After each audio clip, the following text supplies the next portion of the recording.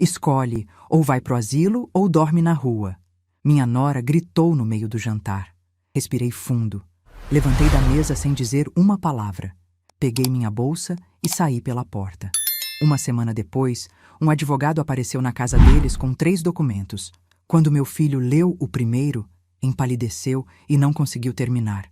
Tem gente que acha que silêncio é fraqueza, que quem cala, consente. Que quem abaixa a cabeça e engole o choro está aceitando. Eu também achava isso. Durante anos, décadas, achei que aguentar calada era prova de força, de educação, de amor. Mas eu estava errada. Estava terrivelmente errada. Porque o silêncio que a gente carrega por amor vira, aos poucos, o mesmo silêncio que nos apaga. E foi preciso que alguém gritasse na minha cara, na frente dos meus netos, para eu finalmente entender isso. Me chamo Ivone Aparecida Monteiro. Tenho 71 anos. E essa história que vou contar começa numa noite de quinta-feira, na mesa de jantar de uma casa que eu mesma ajudei a construir, no bairro Vila das Flores, em Sorocaba. Uma casa que saiu do meu suor, das minhas mãos furadas de agulha, das minhas noites mal dormidas atrás de uma máquina de costura. Uma casa que eu coloquei no nome do meu único filho, porque confiava nele mais do que confiava em mim mesma. Naquela noite, eu tinha preparado o jantar como fazia todos os dias. Arroz soltinho, do jeito que meu neto Bernardo gostava, feijão temperado com louro e alho, frango assado com batatas. Coloquei a mesa com cuidado, arrumei os pratos, dobrei os guardanapos. Fazia isso há anos. Não porque alguém pedisse, mas porque era meu jeito de dizer que eu ainda estava ali, que eu ainda servia para alguma coisa. Sentamos todos juntos, Márcio, meu filho, na cabeceira. Renata, minha nora, ao lado dele. Bernardo, de 14 anos, e Isabela, de 12, nos seus lugares de sempre. E na outra ponta da mesa, alguém que não costumava estar ali. Dona Sônia, a mãe de Renata. Ela tinha chegado no fim da tarde com uma mala pequena, e Renata disse que era só uma visita de alguns dias. Eu não desconfiei de nada. O jantar começou normal. Bernardo contando sobre um trabalho da escola, Isabela reclamando que não gostava de batata. Coisas de criança. Eu comia em silêncio, como de costume. Há muito tempo eu tinha aprendido que era melhor ficar quieta durante as refeições. Quando eu falava, Renata me olhava daquele jeito que dizia, sem palavras, que ninguém tinha perguntado minha opinião. Foi quando Renata colocou os talheres no prato, se ajeitou na cadeira e olhou diretamente para mim. Eu senti no ar que alguma coisa estava diferente. Era um olhar que eu não conhecia. Não era o de costume, aquele de irritação disfarçada. Era um olhar decidido, como se ela tivesse ensaiado aquele momento. Ela disse que precisava falar uma coisa, que a família estava crescendo, que Dona Sônia, a mãe dela, tinha ficado sozinha depois que o marido partiu e não tinha condições de continuar morando sozinha, que precisavam de espaço e que eu deveria entender que aquela situação não podia continuar. Eu fiquei olhando para ela, esperando o resto, achando que ia vir alguma proposta, alguma conversa sobre reorganizar os quartos, talvez uma sugestão para eu dividir o espaço dos fundos. Mas o que veio foi outra coisa. Renata cruzou os braços e disse, com a voz firme, sem hesitar: Dona Ivone, a senhora precisa escolher. Ou vai para um asilo ou dorme na rua, porque aqui não tem mais lugar para a senhora. O silêncio que caiu naquela cozinha foi o mais pesado que eu já senti na vida. Era como se o ar tivesse engrossado e não entrasse mais nos meus pulmões. Eu ouvi cada palavra, mas meu cérebro demorou para processar. Asilo, rua, não tem mais lugar. Aquela mulher estava me expulsando, da minha própria casa, da casa que eu ajudei a pagar, da casa onde eu criei meu filho, onde eu cuidei dos meus netos, onde eu cozinhava, limpava, lavava e passava sem nunca ter recebido um centavo por isso. Olhei para Márcio, meu filho, o menino que eu carreguei no colo, que eu amamentei, que eu criei sozinha depois que Geraldo partiu. O homem que eu sustentei com costuras feitas de madrugada para pagar escola, cursinho, faculdade. Ele estava sentado na cabeceira com o garfo parado no ar, de cabeça baixa, olhando para o prato, em silêncio. Ele não disse nada, não me defendeu, não olhou para Renata e disse: Calma, é minha mãe. Não levantou da cadeira, não fez absolutamente nada, E aquele silêncio dele doeu mais do que qualquer palavra que Renata pudesse ter dito. Porque a frase veio dela, mas a permissão veio dele. Olhei para o outro lado da mesa e vi Dona Sônia. A mãe de Renata estava com as mãos cruzadas sobre o colo, o corpo relaxado na cadeira e um sorrisinho discreto no canto da boca. Não era um sorriso de constrangimento. Era de satisfação. Ela já sabia. Sabia de tudo. Aquele jantar não era uma conversa de família. Era uma emboscada planejada. E ela estava ali para assistir. Meus olhos se voltaram para os meus netos. Bernardo tinha os olhos vermelhos, as mãos apertadas debaixo da mesa, a mandíbula travada como se estivesse segurando um grito dentro do peito. Ele entendia o que estava acontecendo. Isabela, de 12, apertava o guardanapo no colo com força, sem entender direito, mas sentindo que algo estava muito errado. A cozinha cheirava a frango assado. O relógio da parede fazia aquele barulho de sempre. Tic-tac, tic-tac. A luz amarelada do lustre velho iluminava todos nós como se fosse uma cena de filme. Mas não era filme. Era a minha vida se despedaçando em câmera lenta. Renata continuou falando. Disse que era melhor assim, que eu ia ficar mais confortável num lugar apropriado para a minha idade, que existiam casas de repouso muito boas na região. Falou como se estivesse organizando a mudança de um móvel velho, com praticidade, sem afeto. E então aconteceu algo dentro de mim que é difícil de explicar. Foi como se uma chave girasse, como se uma porta que estava emperrada há décadas finalmente se abrisse. Não foi raiva, não foi tristeza, foi clareza, uma clareza absurda, quase assustadora, como se eu estivesse enxergando tudo pela primeira vez. Eu vi minha vida inteira passar diante dos meus olhos naqueles poucos segundos. Vi as madrugadas costurando, vi os dedos furados. Vi o vestido que costurei na véspera da formatura do Márcio porque não tinha dinheiro para comprar um. Vi os 38 mil reais da minha poupança entregues para o casamento dele. Vi os 7 anos pagando parcelas daquela casa sozinha. Vi eu mesma dormindo no quartinho dos fundos, comendo no meu quarto, pedindo licença para usar a cozinha, assistindo televisão com fone de ouvido para não incomodar. Vi tudo e entendi tudo. Respirei fundo. Uma respiração longa, lenta, dessas que separam quem você era de quem você vai se tornar. Coloquei o guardanapo ao lado do prato com cuidado. Empurrei a cadeira para trás e levantei. Não disse uma palavra. Nenhuma. Fui até o gancho que ficava perto da porta da cozinha e peguei minha bolsa.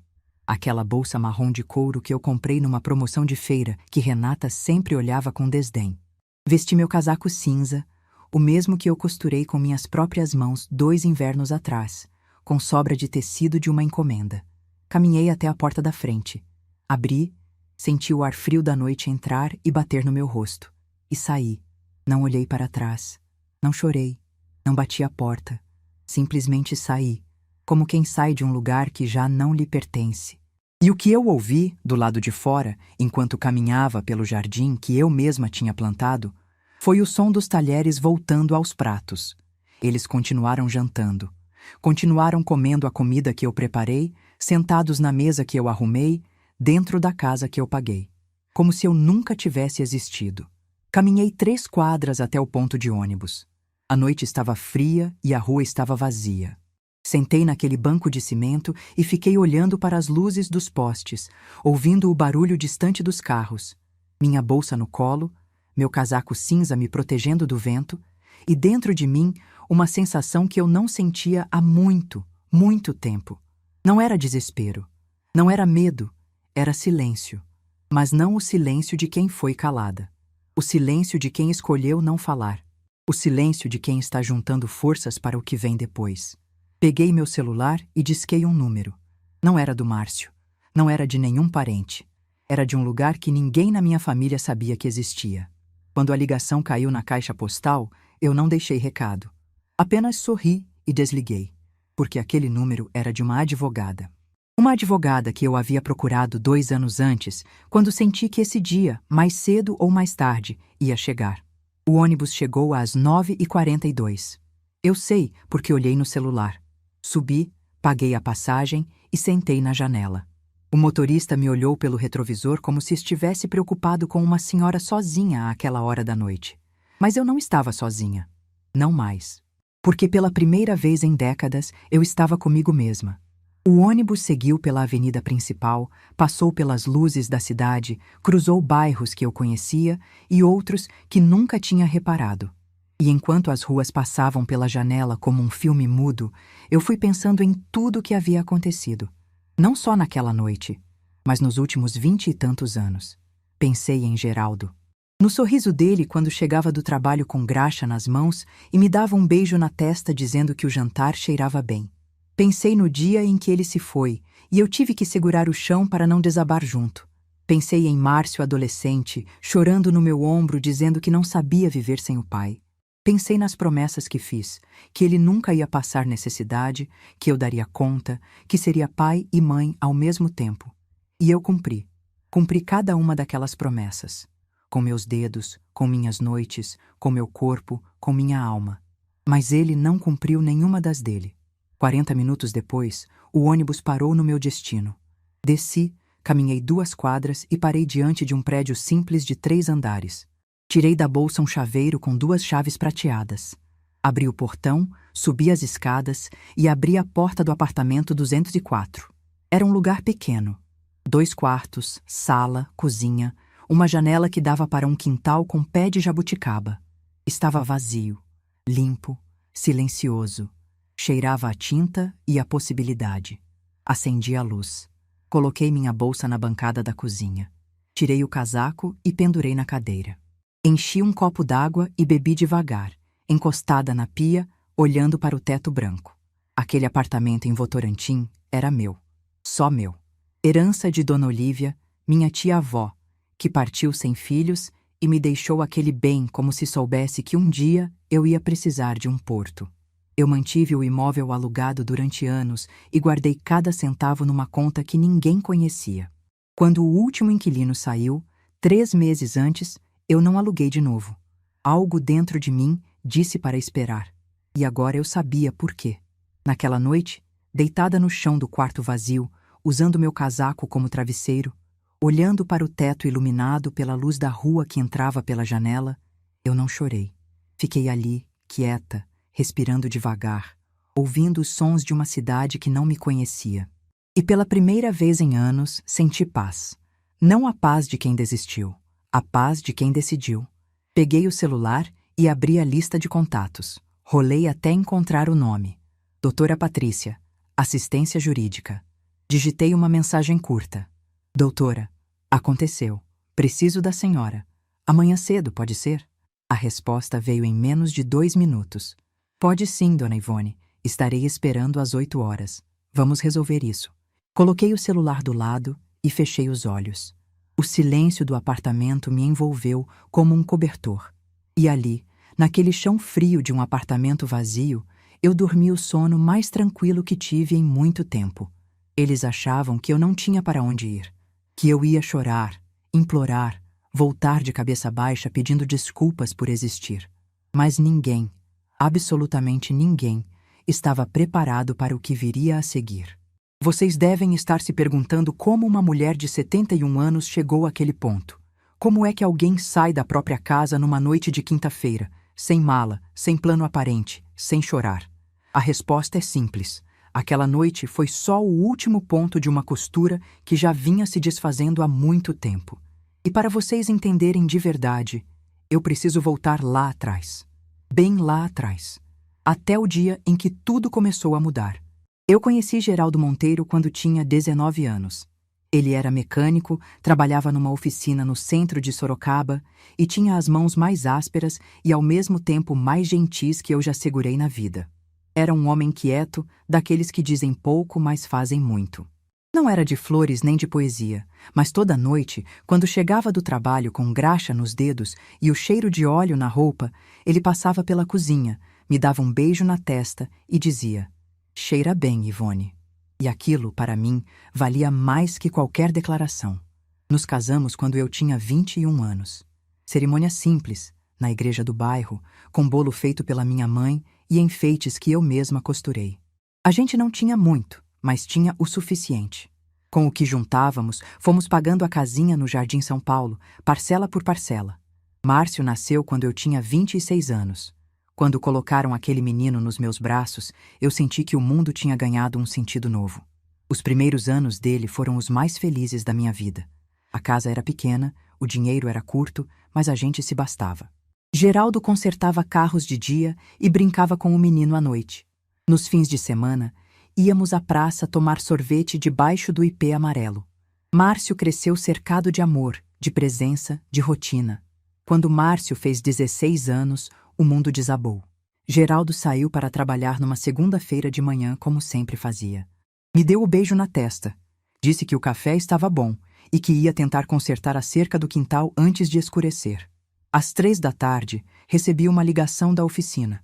Seu Valdir, o dono, com a voz trêmula, dizendo que Geraldo havia passado mal de repente. Quando cheguei no hospital, já era tarde. Ele tinha partido. Assim, sem aviso, sem despedida, sem terminar de consertar a cerca. Fiquei sentada naquela cadeira do hospital por horas. Só conseguia olhar para as minhas mãos e lembrar das mãos dele segurando as minhas na véspera, quando eu reclamei de dor nas costas e ele disse: "Descansa, Ivone, amanhã eu lavo a louça." Márcio estava na escola quando aconteceu. Quando contei, ele me olhou como se eu tivesse falado em outro idioma. E quando caiu a ficha, desabou. Chorou abraçado em mim por horas, perguntando por quê. E eu não tinha resposta, só tinha braço para segurar. A partir dali, éramos só nós dois. Geraldo tinha deixado a casa quitada e um seguro de vida pequeno. Mas para manter Márcio estudando, eu precisava trabalhar. Voltei a costurar com uma intensidade que nunca tinha tido. Acordava às 4 da manhã e sentava na máquina. O barulho da Singer era a trilha sonora da nossa casa. Costurava até às 7, preparava o café do Márcio, mandava ele para a escola e voltava para a máquina. De tarde, dava aulas de costura para as senhoras do bairro. De noite, fazia ajustes urgentes que pagavam melhor. Eu dormia 5 horas por noite, às vezes menos. Meus dedos viviam com esparadrapo, minhas costas doíam o tempo todo, meus olhos ardiam de cansaço. Mas Márcio nunca soube disso. Eu nunca reclamei na frente dele. Nunca deixei ele ver que eu estava no limite.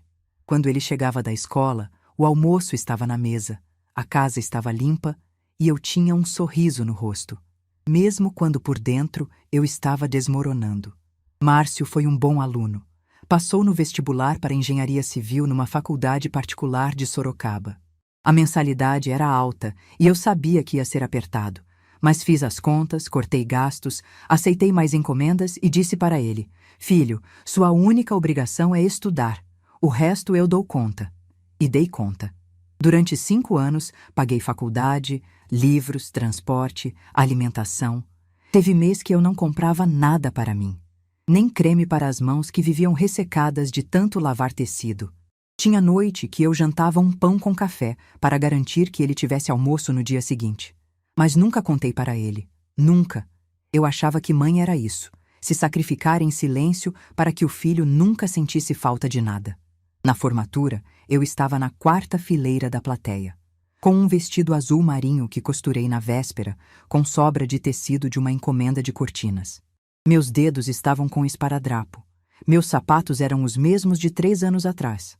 Mas quando chamaram Márcio Geraldo Monteiro, Engenharia Civil, e ele subiu naquele palco, eu chorei tanto que a mulher sentada do meu lado me ofereceu um lenço e perguntou se eu era a mãe.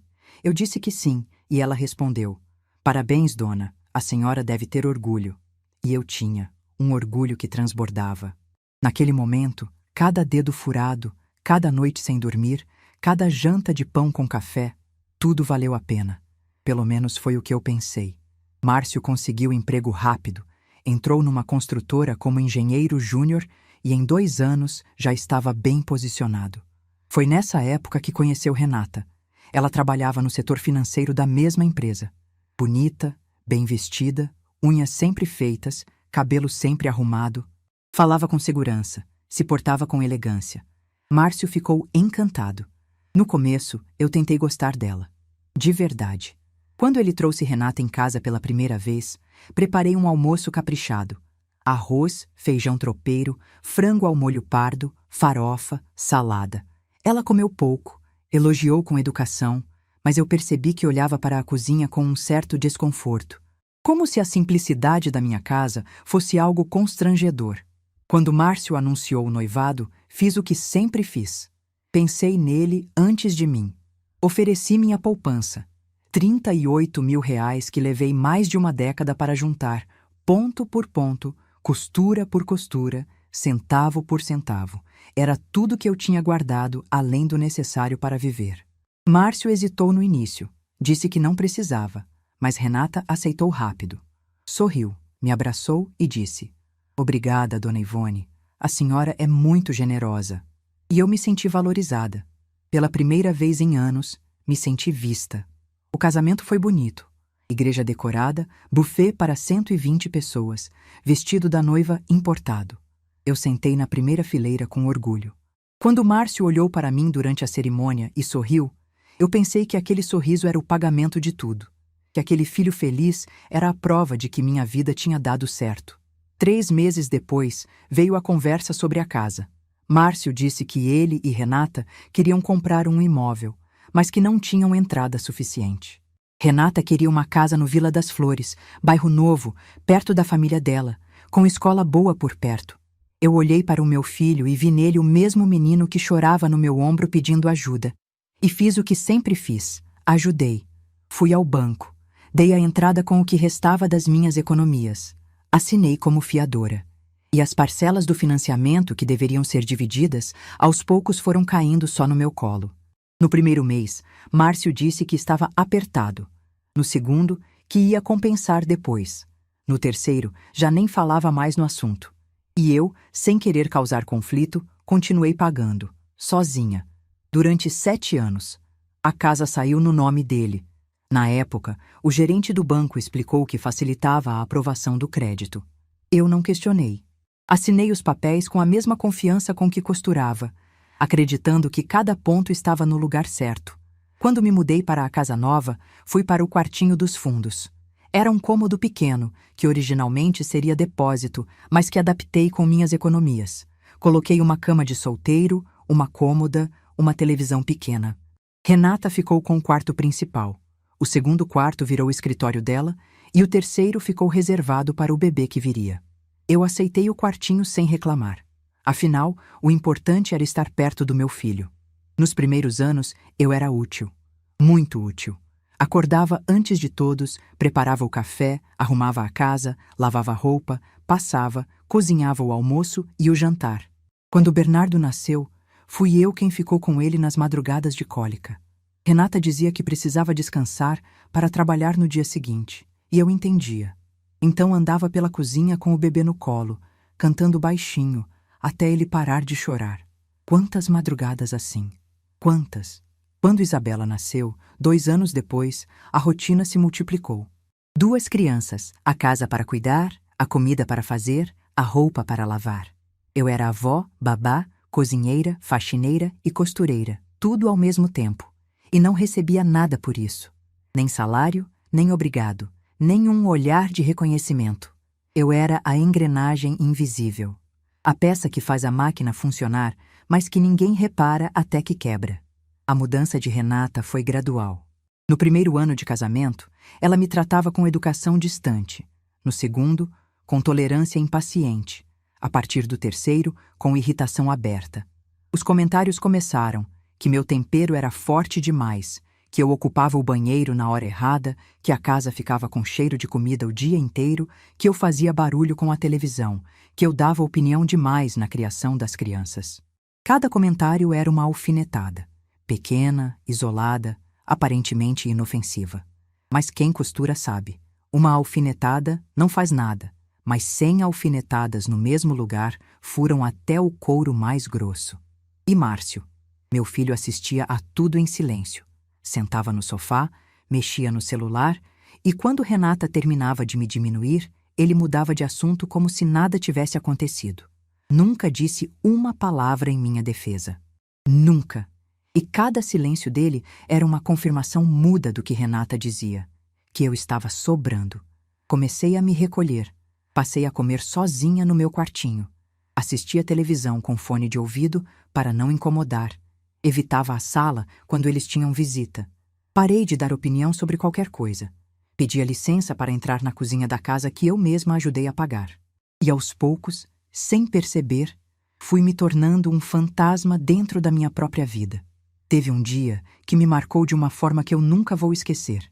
Isabela chegou da escola correndo, com um papel na mão, toda animada. Veio direto para o meu quarto e me mostrou um desenho que tinha feito na aula. Era a família dela: pai, mãe, vovó Sônia, Bernardo e Isabela. 5 bonecos de palitinho, todos de mãos dadas, com um sol amarelo em cima e uma casinha ao lado. Eu não estava no desenho. Olhei para aqueles bonequinhos e procurei a avó Ivone. Não tinha. Perguntei para Isabela, tentando manter a voz firme: Filha, e a vovó Ivone não está aqui? Ela me olhou com aquela inocência que só criança tem e respondeu sem malícia nenhuma: A mamãe disse que família é quem mora junto de verdade. E a vovó Sônia que é da família. Engoli seco. Sorri para ela, disse que o desenho estava lindo e fui para o meu quarto. Fechei a porta devagar, sentei na beira da cama. E fiquei olhando para as minhas mãos. As mesmas mãos que deram banho naquela menina quando era bebê, que pentearam aquele cabelo todo dia de manhã, que costuraram a fantasia de borboleta para a festa da escola, mas que, aparentemente, não eram suficientes para merecer um lugar num desenho de criança. Foi naquela tarde que algo mudou dentro de mim. Não de uma vez, não com um estalo, mas como uma semente que finalmente fura a terra depois de ficar enterrada tempo demais. Eu entendi que precisava me proteger, que o amor que eu dava não estava sendo devolvido e que se eu não cuidasse de mim, ninguém ia cuidar. Foi nessa época que comecei a guardar cada comprovante de pagamento, cada recibo, cada transferência. E foi nessa época que, sem contar para ninguém, procurei ajuda. Numa manhã de terça-feira, enquanto todos achavam que eu tinha ido à feira, eu entrei no posto de assistência jurídica do centro de Sorocaba e sentei diante de uma advogada jovem chamada doutora Patrícia. Ela ouviu minha história inteira sem interromper. Quando terminei, ficou em silêncio por alguns segundos, me olhou nos olhos e disse algo que mudou o rumo de tudo. Dona Ivone, a senhora tem mais direitos do que imagina. E pelo que está me contando, a senhora precisa se preparar, porque essa situação vai piorar antes de melhorar. Eu saí dali com um caderno cheio de anotações e uma certeza nova no peito. Se o dia chegasse, eu estaria pronta. E o dia chegou. 2 anos depois, numa noite de quinta-feira, com cheiro de frango assado e gosto de traição. Mas isso vocês já sabem. O que vocês ainda não sabem é o que aconteceu nos dias seguintes. Porque em menos de uma semana, um homem de terno ia aparecer na porta daquela casa com 3 envelopes. E o que estava dentro do acordei na manhã seguinte, com o sol entrando pela janela do apartamento vazio. Por alguns segundos, não sabia onde estava. Mas quando me sentei no chão e olhei ao redor, lembrei de tudo. E junto com a lembrança, veio uma coisa estranha. Não era dor, era determinação. Lavei o rosto na pia da cozinha e olhei para o reflexo no espelho pequeno acima da torneira. O rosto era o mesmo de sempre. As rugas, os cabelos brancos, a marca dos óculos no nariz. Mas os olhos eram outros. Tinham uma firmeza que eu não reconhecia. Às 8 da manhã, eu estava na porta do escritório da doutora Patrícia. Ela me recebeu com um abraço e um café quente. Sentei na cadeira de frente para a mesa dela e contei tudo. A frase de Renata, o silêncio de Márcio, o sorrisinho de Dona Sônia, a saída sem palavras, a noite no chão do apartamento. Ela ouviu tudo sem me interromper, anotando em silêncio. Quando terminei, tirou os óculos, colocou sobre a mesa e disse com uma calma que me transmitiu segurança: Dona Ivone, lembra quando eu disse que ia piorar antes de melhorar? Piorou. Mas agora a gente vai fazer melhorar. E vai ser nos termos da lei. Abri minha bolsa e tirei de dentro uma pasta de plástico azul. A mesma pasta que eu guardava dentro da minha mala, no quartinho dos fundos, durante todos aqueles anos. Coloquei na mesa da doutora Patrícia e vi os olhos dela se arregalarem quando abriu. Estava tudo ali. Cada comprovante de pagamento do financiamento da casa, com data e valor. Cada transferência bancária que fiz para a conta do Márcio. Os recibos das parcelas pagas diretamente ao banco durante 7 anos. os comprovantes da entrada do imóvel, os recibos do casamento. Até o comprovante da venda da nossa casinha no Jardim São Paulo, aquela que Geraldo e eu compramos juntos, que eu vendi para completar a entrada da casa no Vila das Flores. Tudo organizado por data, tudo grampeado, tudo legível. Doutora Patrícia foi passando documento por documento, fazendo contas numa calculadora. Quando terminou, me olhou e disse: "A senhora sabe quanto pagou por aquela casa?" Eu sabia uma estimativa, mas quando ela falou o número exato, com correção, eu mesma me surpreendi. Eu havia bancado mais de 70% do valor total do imóvel. 70%. Aquela casa era mais minha do que deles. Muito mais. Ela explicou que eu tinha direito legal de reivindicar minha participação na propriedade, mesmo estando no nome do Márcio. Que os comprovantes que eu havia guardado eram provas sólidas. Que, além disso, a forma como fui tratada e expulsa configurava desrespeito conforme a legislação de proteção ao idoso. E que eu podia, se quisesse, buscar uma compensação por tudo que investi na construção do patrimônio daquela família ao longo de mais de 2 décadas. Eu ouvi tudo e fiz uma pergunta. "Doutora, eu não quero briga, não quero confusão, quero apenas o que é justo. Tem como fazer isso de forma limpa?" Ela sorriu e respondeu: "Dona Ivone, justiça limpa é a minha especialidade." Nos 3 dias seguintes, doutora Patrícia trabalhou nos documentos. Eu fiquei no meu apartamento, organizando minha nova vida. Fui ao mercadinho da esquina e comprei o básico: arroz, feijão, café, pão, ovos. Paguei com o dinheiro da minha poupança, aquela conta que ninguém conhecia, alimentada por anos de costuras extras feitas nas madrugadas, quando todos dormiam e eu ainda estava na máquina. Aquela poupança era meu segredo mais bem guardado. Não era uma fortuna, mas era minha. E naquele momento, ela representava algo que ia muito além de dinheiro. Representava minha independência. Comprei um colchão simples, lençol, travesseiro e um cobertor. Arrumei o quarto com o cuidado de quem está montando um lar pela primeira vez, embora já tivesse feito isso décadas atrás, com Geraldo. A diferença é que agora eu fazia sozinha. E isso não me assustava. Me fortalecia. No 3º dia, doutora Patrícia me ligou. Os documentos estavam prontos. Um colega dela, Dr. Fábio, advogado experiente em direito de família, seria o responsável pela entrega formal. Era importante que fosse alguém que eles não conhecessem, para que a seriedade ficasse clara desde o 1º segundo. Na manhã do 7º dia após o jantar, Dr. Fábio foi até a casa, no Vila das Flores. Eu não estava junto. Fiquei no meu apartamento, sentada na poltrona que tinha comprado na véspera numa loja de usados, tomando café e olhando pela janela. Estava em paz. Uma paz estranha, misturada com uma ansiedade contida, como quem sabe que jogou a semente e agora só precisa esperar germinar. Doutora Patrícia me ligou 40 minutos depois. Disse que Dr. Fábio havia feito a entrega. Que Márcio abriu a porta de pijama, ainda com cara de sono, e que quando viu um homem de terno segurando 3 envelopes pardos, seu rosto mudou imediatamente.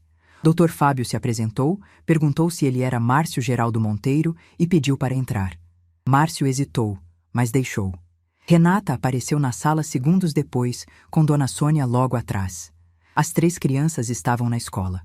Doutor Fábio colocou os 3 envelopes na mesa da sala e explicou, com voz calma e profissional, que representava os interesses de Ivone Aparecida Monteiro e que aqueles documentos exigiam atenção imediata.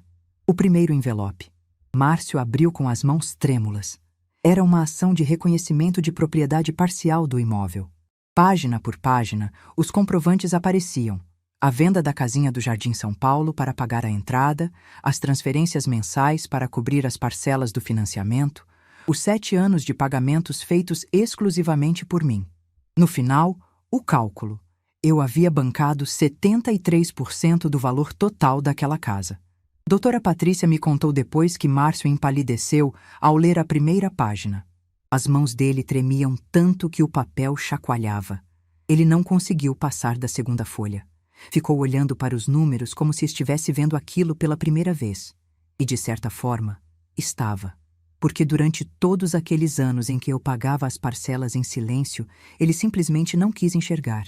Era mais fácil acreditar que aquela casa era dele por direito. Mais fácil do que reconhecer que tudo o que ele tinha saiu das mãos de uma costureira que furava os dedos de madrugada. Renata pegou os papéis da mão dele. Leu rápido, com aquele olhar de quem trabalhou no setor financeiro e entende números melhor do que sente emoções. Segundo o Dr. Fábio, o rosto dela ficou vermelho e ela disse em voz alta: "Isso é ridículo, sua mãe está inventando coisas." Mas doutor Fábio, com a calma de quem já viu essa reação centenas de vezes, apontou para os comprovantes e disse: "São documentos bancários oficiais, senhora. Extratos, recibos com carimbo e assinatura, comprovantes de transferência com número de protocolo. Cada centavo está registrado." Renata ficou muda. Pela primeira vez. O segundo envelope. Dr. Fábio o abriu pessoalmente. Era uma notificação formal, com base na legislação de proteção ao idoso. Mas o que estava dentro era o que ninguém esperava. Junto com a notificação, havia 3 depoimentos escritos e assinados. Dona Jurema, vizinha da frente, relatou ter ouvido por diversas vezes Renata gritar comigo pelo muro, mandando eu fazer serviços pesados no calor. Seu Osvaldo, que morava na casa dos fundos, relatou que me viu mais de uma vez sentada no portão de noite, sozinha, como se não tivesse permissão de estar dentro da própria casa. E Dona Fátima, vizinha do lado, relatou ter ouvido Renata dizer durante um churrasco, rindo com as amigas, que eu era um peso que ela carregava por obrigação, que se pudesse já tinha mandado para um asilo faz tempo.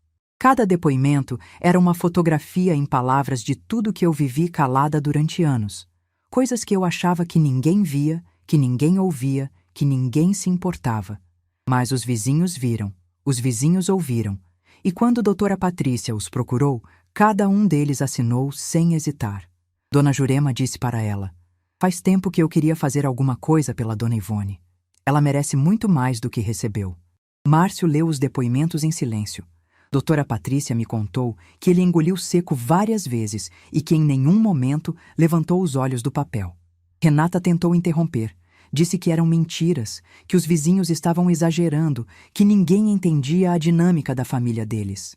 Mas os documentos estavam assinados, com firma reconhecida. Não eram fofocas de cerca. Eram provas. Dona Sônia, que estava assistindo tudo calada desde o sofá, se levantou e foi para a cozinha. Segundo o Dr. Fábio, ela não disse uma palavra durante toda a visita. Apenas saiu de cena. Exatamente como fez naquela noite do jantar, só que ao contrário. Daquela vez, ela ficou para assistir minha humilhação. Dessa vez, saiu para não assistir a da filha. O terceiro envelope. Era o mais grosso. Um pedido de reembolso integral de todos os valores que investi na construção daquela família ao longo de mais de 20 anos. Casamento, R$38 mil. Entrada da casa. O valor da venda da casinha do Jardim São Paulo. Parcelas do financiamento. 7 anos de pagamentos mensais. Reformas que fiz na casa com meu dinheiro. O banheiro, a lavanderia, o portão novo. Meses em que paguei a escola dos netos quando eles estavam apertados. Tudo listado, tudo com comprovante, tudo corrigido. Quando Renata viu o valor final, sentou. Literalmente.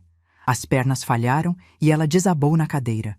Ela, que sempre teve resposta para tudo, que sempre sabia como me diminuir com uma frase, que sempre tinha o controle de cada situação, ficou olhando para aquele número sem conseguir articular uma palavra. Dr. Fábio disse que o silêncio durou quase 1 minuto inteiro. 1 minuto de silêncio de quem finalmente entendeu que subestimou a pessoa errada. Márcio finalmente falou. Com a voz rouca, perguntou: "Doutor Fábio, o que minha mãe quer?" Dr. Fábio respondeu com simplicidade: "Sua mãe quer o que é justo. Nada mais, nada menos. Ela não quer punição, quer reconhecimento e quer ser ressarcida pelo que investiu." Depois que Dr. Fábio saiu, eu soube por doutora Patrícia que a casa virou um campo de tensão. Renata gritou com Márcio dizendo que a culpa era dele, que ele deveria ter me controlado melhor, que nunca deveria ter deixado eu guardar documentos. Márcio respondeu que não sabia que eu tinha guardado aquilo tudo, que ele achava que eu era só uma senhora que não entendia dessas coisas. Quando doutora Patrícia me contou essa frase, eu senti algo que nem sei descrever. só uma senhora que não entendia dessas coisas. Era assim que meu filho me via. Depois de tudo que fiz por ele, depois de todos os sacrifícios. Para ele, eu era uma velha sem noção, sem entendimento, sem valor. Uma peça que se usa até gastar e depois se descarta. Mas ele estava errado. E os 3 documentos na mesa da sala dele eram a prova. Naquela noite, Márcio me ligou. Eram quase 11 horas. Eu já estava na cama, lendo um livro que tinha comprado numa banca perto do mercadinho. Quando vi o nome dele no visor, hesitei. Deixei tocar 3 vezes antes de atender. Precisava daqueles segundos para me preparar. A voz dele estava diferente. Não era a voz do homem que sentou calado na cabeceira enquanto a esposa me humilhava. Era a voz do menino de 16 anos que chorou no meu ombro quando perdeu o pai. Trêmula, frágil, perdida. Ele disse que não sabia que as coisas tinham chegado àquele ponto, que Renata tinha exagerado, que ele queria conversar, encontrar uma solução, que a gente podia resolver sem advogados, sem papéis, sem tribunais. Eu escutei tudo em silêncio. Do outro lado da linha, ouvi a respiração dele, pesada, cheia de medo. Quando ele terminou de falar, eu respondi com a mesma calma com que se coloca uma linha na agulha. Márcio, você sabia sim. Você sempre soube. Você viu quando Renata me diminuía e não fez nada. Você viu quando eu me mudei para o quartinho dos fundos e não disse nada. Você viu quando eu comia sozinha no meu quarto e fingiu que não viu. Você sempre soube. Só achava que eu nunca ia ter coragem de fazer nada. Fiz uma pausa. Respirei. Agora eu fiz. E a partir de agora, a gente conversa nos termos que a justiça determinar. Desliguei o telefone. Coloquei na mesa de cabeceira. Voltei para o meu livro. Li mais 2 páginas, mas não absorvi nenhuma palavra. Não porque estivesse nervosa, mas porque estava sentindo algo que não sentia há tempo demais. Estava sentindo que era dona da minha própria história. Do lado de fora, a noite estava quieta. O pé de jabuticaba do quintal fazia sombra na janela. E eu, Ivone Aparecida Monteiro, costureira, mãe, avó e mulher de 71 anos, dormi naquela noite sabendo que pela primeira vez em décadas, a agulha estava na minha mão. E dessa vez, era eu quem decidia o que costurar. Mas se vocês acham que a história acaba aqui, se preparem. Porque o que Renata fez nas semanas seguintes mostrou que ela não ia aceitar perder sem lutar. E a batalha que veio depois testou cada gota de força que eu tinha dentro de mim. Primeiro ia fazer meu filho perder a cor do rosto. Eu achava que o mais difícil já tinha passado. Que depois dos 3 documentos, depois daquela ligação com Márcio, a poeira ia baixar e as coisas seguiriam seu curso natural pela via legal. Mas eu subestimei Renata. Porque, se tem uma coisa que eu aprendi sobre ela nesses anos todos, é que perder nunca foi uma opção na cabeça daquela mulher. E quando ela percebeu que não podia me ignorar, decidiu me destruir de outra forma. Começou com as ligações. Não dela, claro. Renata nunca fazia o trabalho pesado sozinha. Mandava outros fazerem por ela.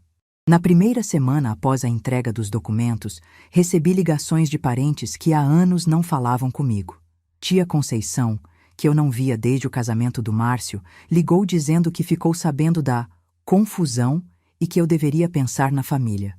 Primo Edivaldo, que nunca me deu nem um feliz aniversário, apareceu preocupado com a situação. Até uma prima distante que mora em Minas ligou, dizendo que Renata tinha contado para ela o que estava acontecendo e que eu deveria ter mais juízo. Cada ligação seguia o mesmo roteiro. Começava com falsa preocupação, passava para um conselho não pedido e terminava com a sugestão velada de que eu estava sendo ingrata, exagerada ou manipulada. Eu ouvia tudo com educação, agradecia a ligação e desligava. Não me justificava.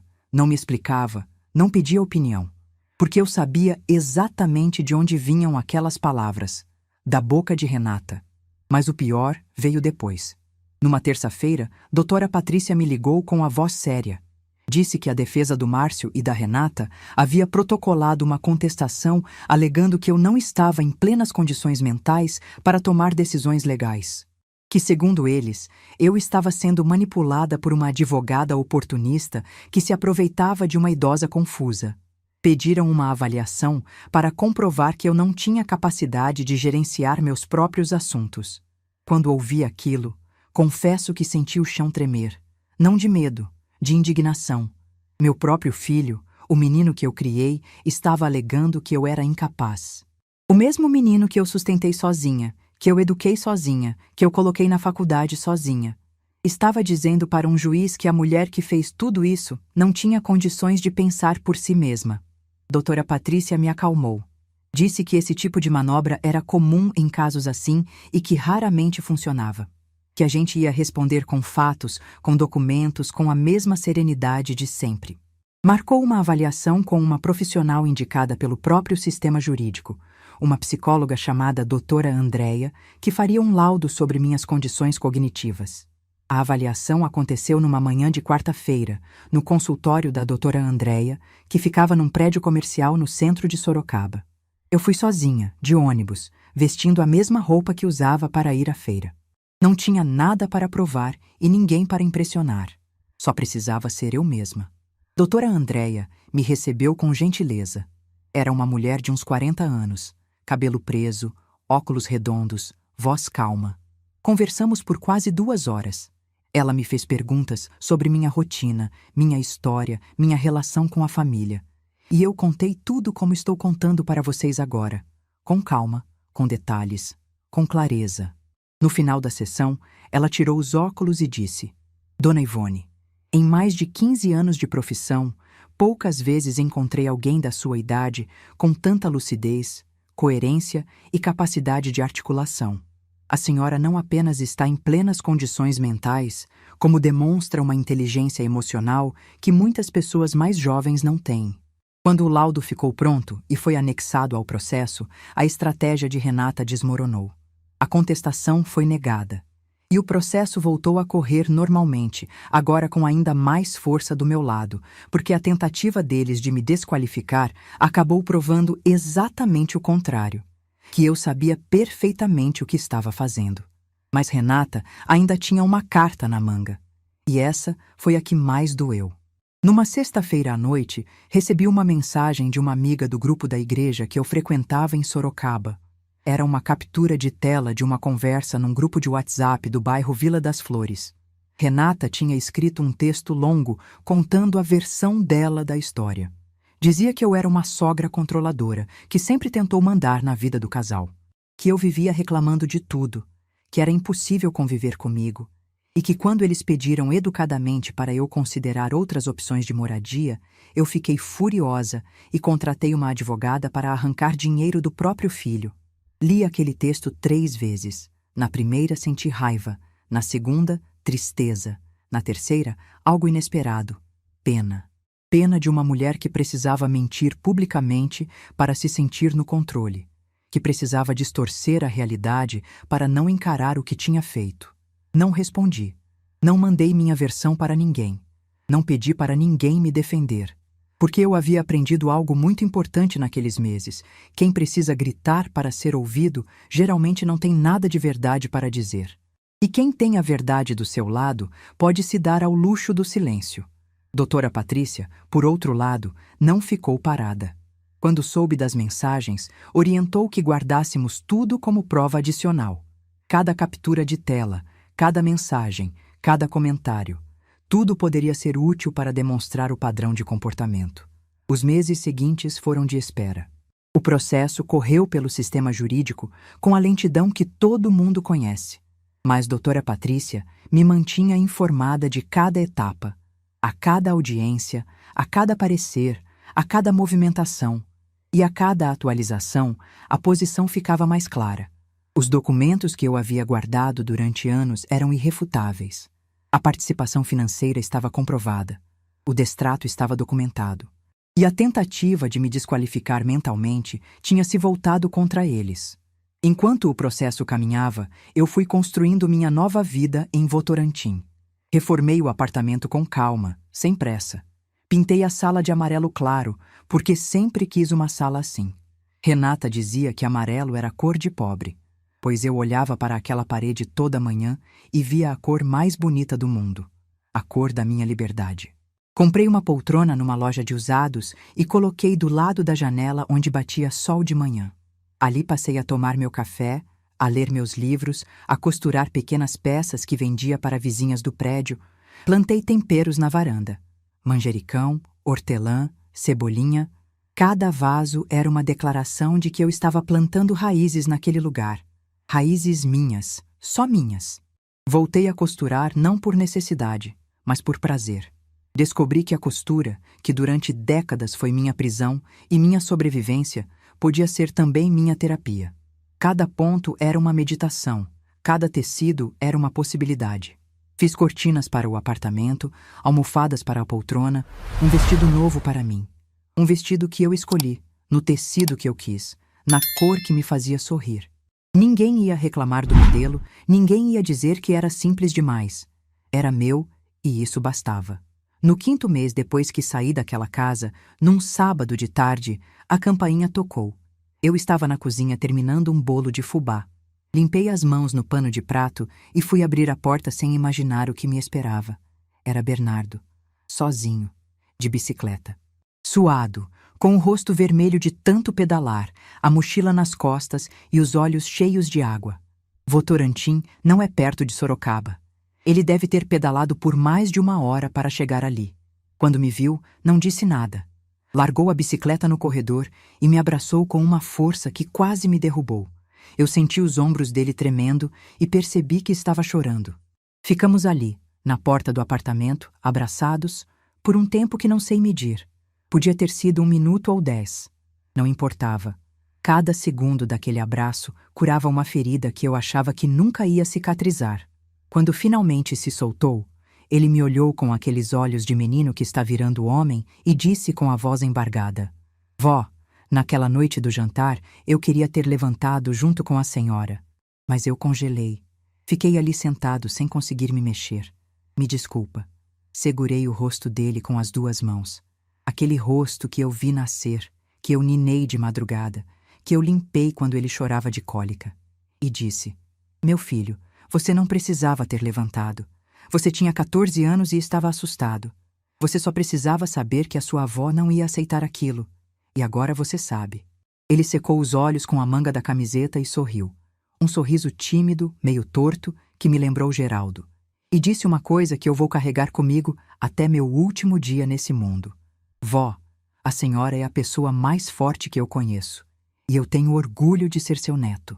Precisei respirar fundo para não desabar. Engoli o choro que subiu na garganta e disse: Entra, meu filho. Seu bolo de fubá está quase pronto. Naquela tarde, sentamos na varanda com bolo e café com leite. O mesmo bolo que eu fazia quando ele era pequeno e vinha correndo me abraçar na cozinha depois da escola. Bernardo comeu 3 pedaços e disse que ninguém fazia bolo de fubá como eu. Aquela frase simples valeu mais do que qualquer sentença judicial. Conversamos por horas. Ele me contou o que estava acontecendo na casa. Que depois que eu saí, a casa virou um caos. Que Renata e Márcio brigavam quase todo dia, por dinheiro, pela casa, pelo processo. Que Dona Sônia, a mãe de Renata, que veio para ocupar meu lugar, reclamava de tudo. Reclamava da comida, reclamava do barulho, reclamava que ninguém cuidava dela direito. Exatamente como a filha reclamava de mim. A ironia era tão perfeita que eu quase sorri. Bernardo também me contou que Isabela chorava algumas noites perguntando pela avó Ivone, que pedia para ligar para mim, mas que Renata não deixava. Aquilo me cortou por dentro. Minha neta, minha menina, sofrendo por minha causa. Mas eu sabia que não era por minha causa. Era pela causa de quem decidiu me afastar dela. Antes de ir embora, Bernardo me pediu o número do meu celular novo. Eu dei. E a partir daquele dia, ele passou a me mandar mensagem quase todo dia. Às vezes, era só um "Bom dia, vó". Às vezes, era uma foto de alguma coisa engraçada que viu na escola. Às vezes, era uma mensagem mais longa, contando como foi o dia, pedindo conselho sobre alguma situação com amigos.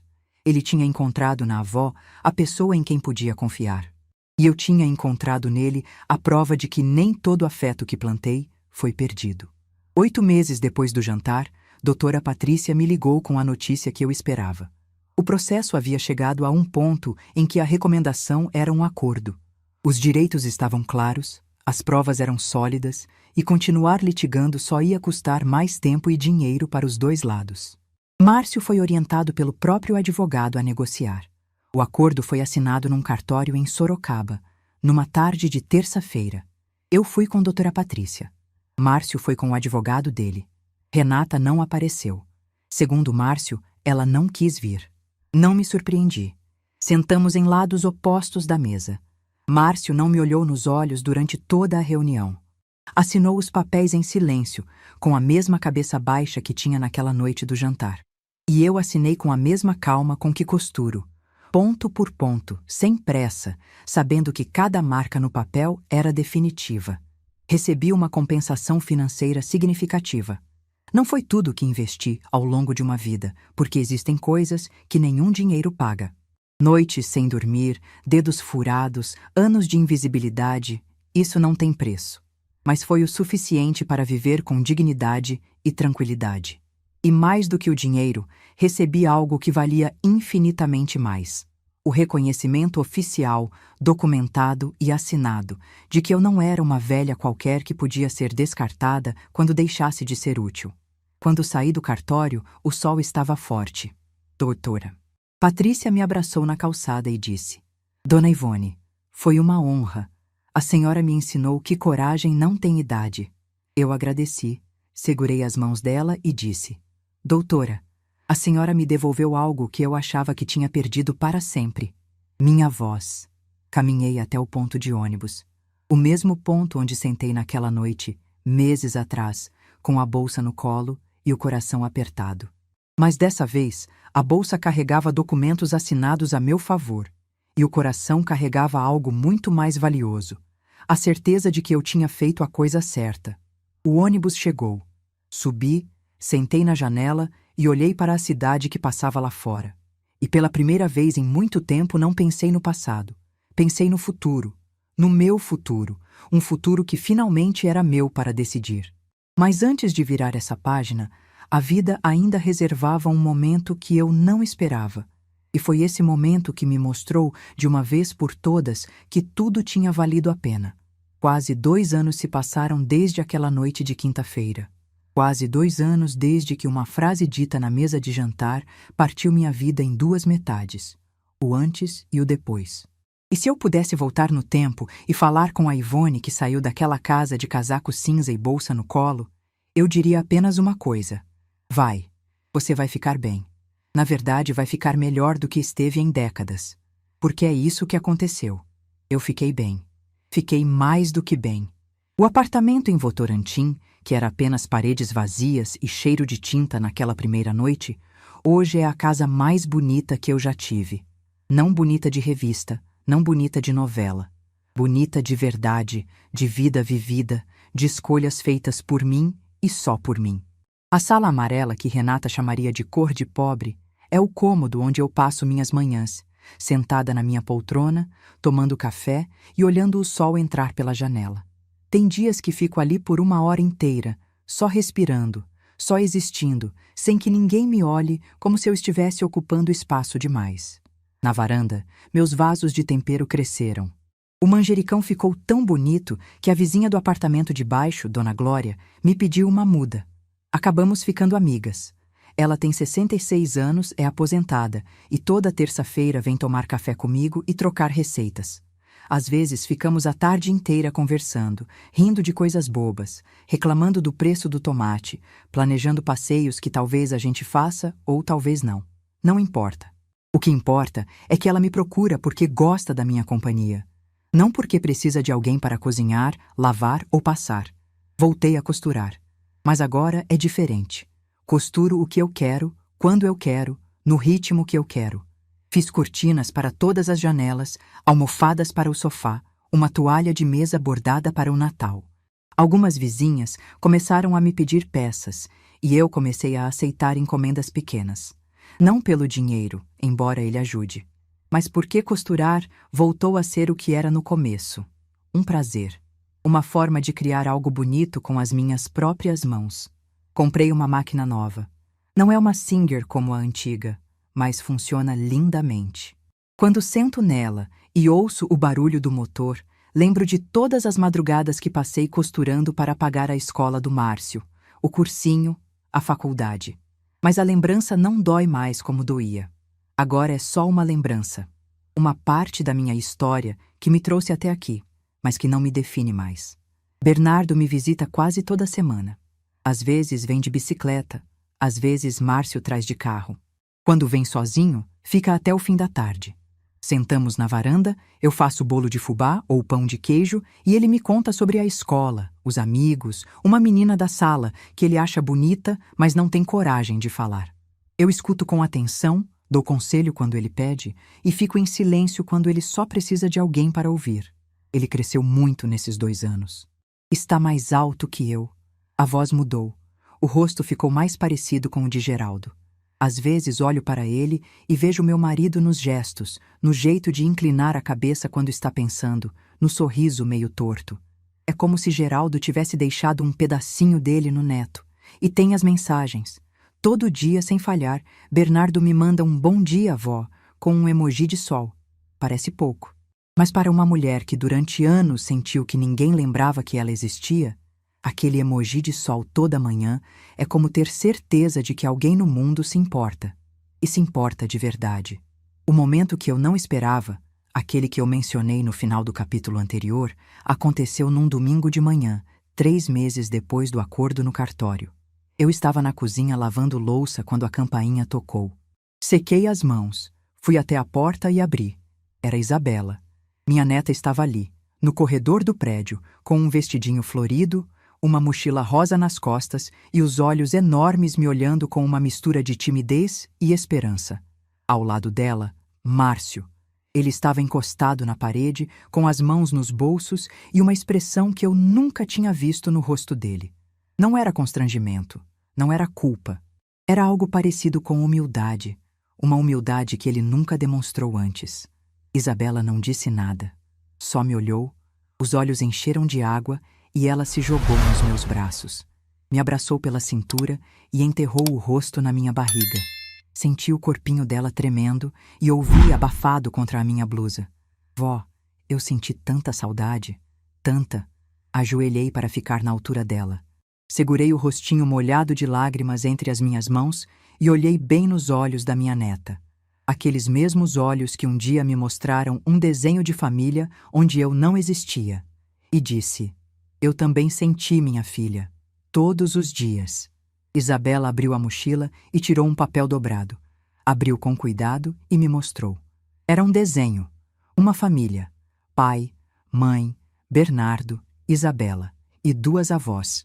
2. Vovó Sônia de um lado, vovó Ivone do outro. Eu estava no desenho. Dessa vez, eu estava no desenho. Precisei de toda a força que tinha dentro de mim para não chorar ali mesmo. Apertei o papel contra o peito e disse: ficou lindo, meu amor, o mais bonito que eu já vi. Márcio assistiu a tudo calado, da porta.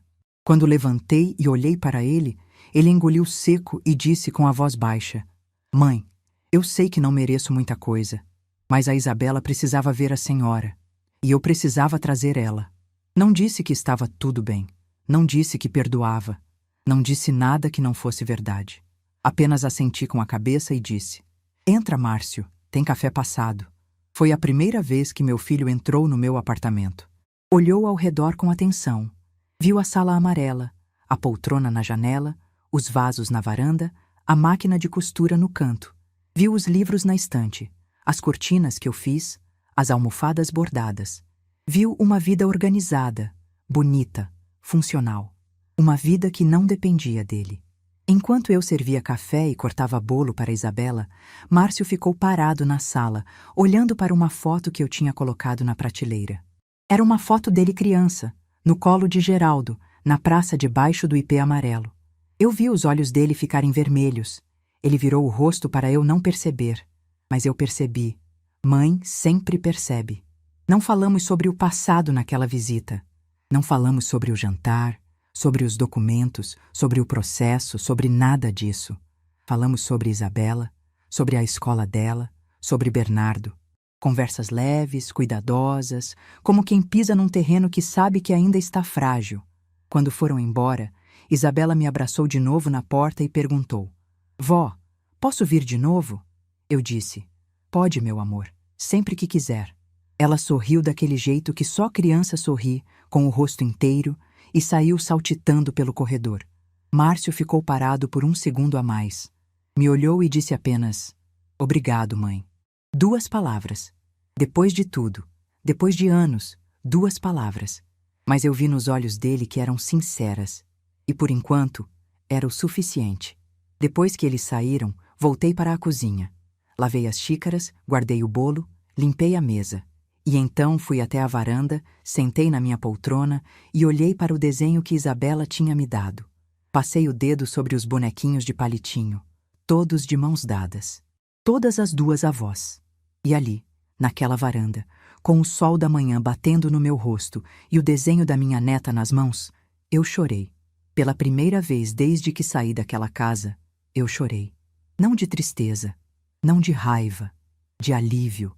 Um alívio profundo, que vinha de um lugar tão fundo dentro de mim que eu nem sabia que existia. Hoje, enquanto conto essa história para vocês, posso dizer com honestidade que estou em paz. Não é uma paz perfeita, porque a vida não é perfeita. Ainda tem dias em que acordo com saudade de como as coisas poderiam ter sido. Dias em que a lembrança daquela frase no jantar me pega de surpresa e aperta o peito. Dias em que olho para minhas mãos marcadas de agulha e me pergunto se dei demais, se guardei de menos, se errei em algum ponto que não consigo ver. Mas esses dias são cada vez mais raros. Porque na maioria das manhãs eu acordo no meu apartamento, na minha cama, no meu silêncio e sinto gratidão. Gratidão por ter tido coragem quando precisei. Gratidão por ter guardado aqueles comprovantes numa pasta azul dentro de uma mala. Gratidão por ter procurado a Dora Patrícia naquela manhã de terça-feira. Gratidão por ter saído daquela mesa sem dizer uma palavra, porque o silêncio daquela noite disse mais do que qualquer grito poderia ter dito. Márcio e eu nos falamos com mais frequência agora. Não voltamos a ser o que éramos. E talvez nunca voltemos. Mas existe um respeito novo entre nós. Um respeito que nasceu não do amor, mas da verdade. Ele aprendeu que sua mãe não era uma peça descartável. E eu aprendi que amar um filho não significa aceitar tudo calada. Renata nunca me procurou. Não mandou mensagem, não ligou, não apareceu na minha porta. E, sinceramente, eu não espero que apareça. Algumas pessoas não têm espaço dentro de si para reconhecer o que fizeram. E eu não tenho mais espaço dentro de mim para esperar que reconheçam. Isabela vem me ver a cada 15 dias. Márcio traz, espera na sala tomando café e depois leva de volta. A menina está crescendo linda, esperta, cheia de perguntas. Na última visita, ela me pediu para ensinar a costurar. Sentou na cadeira do lado da minha máquina e ficou olhando com aqueles olhos enormes enquanto eu mostrava como passar a linha na agulha, como alinhar o tecido, como manter o ponto reto. Quando conseguiu fazer a primeira costura sozinha, abriu um sorriso tão grande que iluminou o apartamento inteiro. E eu pensei, talvez esse seja o legado mais importante que eu posso deixar. Não dinheiro, não casa, mas a certeza de que a gente pode criar coisas bonitas com as próprias mãos, não importa a idade, não importa o que já passamos. Bernardo continua mandando o emoji de sol toda manhã. Às vezes eu respondo com o emoji de café. É o nosso ritual. Simples, silencioso, constante. Como o amor deveria ser. Dona Glória me convidou para viajar com ela para Campos do Jordão no mês que vem. Eu disse que sim antes mesmo de pensar, porque aprendi que a vida depois dos 70 não é uma sala de espera. É uma estrada aberta, e eu pretendo caminhar por ela enquanto minhas pernas deixarem. Às vezes me perguntam se eu me arrependo.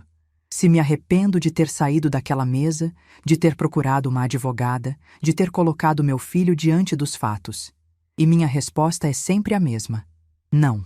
Não me arrependo de ter escolhido minha dignidade. Me arrependo apenas de ter demorado tanto para fazer isso. Porque a verdade que ninguém conta para as mulheres da minha geração é essa. A gente pode amar com toda a alma e ainda assim exigir respeito. A gente pode ser mãe, avó, cuidadora e ainda assim ter o direito de ser vista, ouvida e valorizada. A gente não precisa escolher entre amar e se respeitar. Dá para fazer os dois ao mesmo tempo. E quando alguém diz que não dá, é porque está lucrando com o nosso silêncio.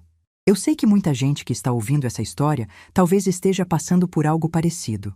Talvez esteja se sentindo invisível dentro da própria casa. Talvez esteja engolindo frases que doem e fingindo que está tudo bem.